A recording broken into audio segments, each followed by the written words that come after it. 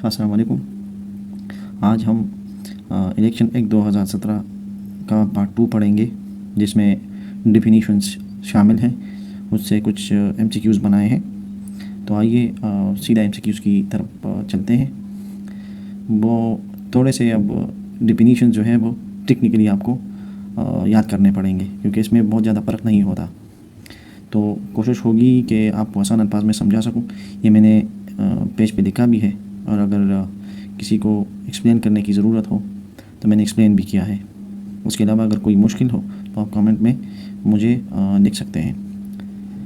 तो सीधा MCQs की तरफ बढ़ते हैं। पहला MCQs है, the term commission in the act refers to, यानी इलेक्शन एक्ट 2017 में कमीशन का लफ्ज़ किस तरफ इशारा करता है। तो इसका जवाब भी मैंने लिखा है। इसका जवाब election commission of Pakistan, election act 2017 में कमीशन का लफ्ज़ जो है वो इलेक्शन कमीशन ऑफ पाकिस्तान की तरफ इशारा करता है। यानी जहाँ भी कमीशन का लफ्ज़ इस्तेमाल होगा तो इसका मतलब इलेक्शन कमीशन ऑफ पाकिस्तान होगा। ठीक है। इसके अलावा हम दूसरा MCQs, according to the act candidate is, यानी इस एक्ट के मुताबिक उम्मीदवार कौन होगा। यानी इलेक्शन जो शख्स लड़ेगा, इलेक्शन में मुकाबला करेगा, वो कौन होगा। इसकी तारीफ कुछ इस तरह से की गई है, a person nominated to contest election, एक पर्सन जो इलेक्शन लड़ने के लिए उसका जो इंतखाब किया गया है, यानी वो मुंतखब किया गया है कि वो इलेक्शन लड़े, किसी पार्टी की जानिब से या किसी कम्युनिटी की जानिब से या किसी ग्रुप की जानिब से वो नॉमिनेटेड पर्सन होगा। The term voter refers to, election act 2017 में जब भी वोटर का टर्म आएगा तो इसका क्या मतलब होगा। इसका मतलब होगा an enrolled person in voter list या वोटर रोल। रोल भी कहते हैं, लिस्ट भी कहते हैं। आप उसमें कंफ्यूज नहीं होना। जो बंदा या जो शख्स वोटर लिस्ट में रजिस्टर्ड होगा या इनरोल्ड होगा वो वोटर कहलाएगा। उसकी उम्र 18 साल से ज़्यादा होनी चाहिए, ये पहली शर्त है। बाकी और भी शराइत हैं, लेकिन सबसे पहले आप ये जहन में रखें कि उसकी उम्र 18 साल से कम नहीं होनी चाहिए। A return candidate means, return candidate का मतलब होगा, क्या मतलब होगा, a candidate who has been declared elected, यानी वो कैंडिडेट जो मुंतखब डिक्लेयर किया गया है, उसका जो है रिटर्न कैंडिडेट का मतलब ये होगा जो इलेक्टेड डिक्लेयर किया गया हो, इसको रिटर्न कैंडिडेट कहा जाएगा।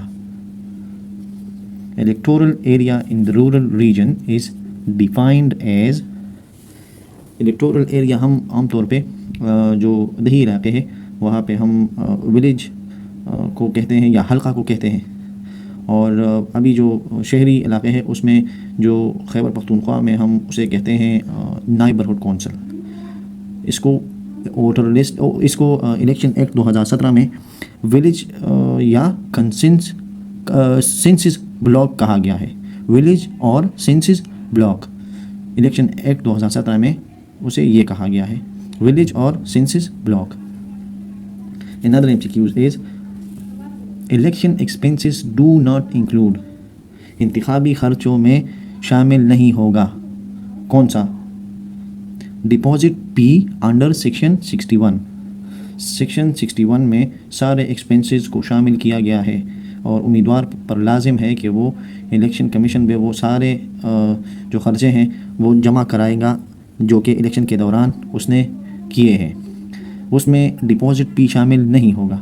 डिपॉजिट पी का मतलब है कि वो रकम जो किसी उम्मीदवार को इलेक्शन में हिस्सा लेने के लिए इलेक्शन कमीशन में बतौर फीस जमा करानी होती है, इसको डिपॉजिट पी कहते हैं। अब समझ में आया? अगर कोई मुश्किल हो तो आप बता सकते हैं, कमेंट में मुझे ज़रूर बताएं। इंशाल्लाह मैं जो भी मुश्किल हो वो क्लियर कराऊंगा। Another MCQ is electoral roll is, यानी वोटर लिस्ट या इलेक्टोरल रोल्स क्या होता है। List of eligible and registered voters, eligible और रजिस्टर्ड वोटर्स का जो लिस्ट है वो इलेक्टोरल रोल या लिस्ट कहलाता है, जो कि आमतौर पे आप देखते हैं जब भी जिस हल्के में भी इलेक्शन हो तो वहाँ पे बहुत से लोगों के पास इलेक्टोरल लिस्ट्स होती है। उनमें हर एक वोटर का अपना एक इलेक्टोरल नंबर होता है। वो नंबर आपने अपने आसानी के लिए अपनी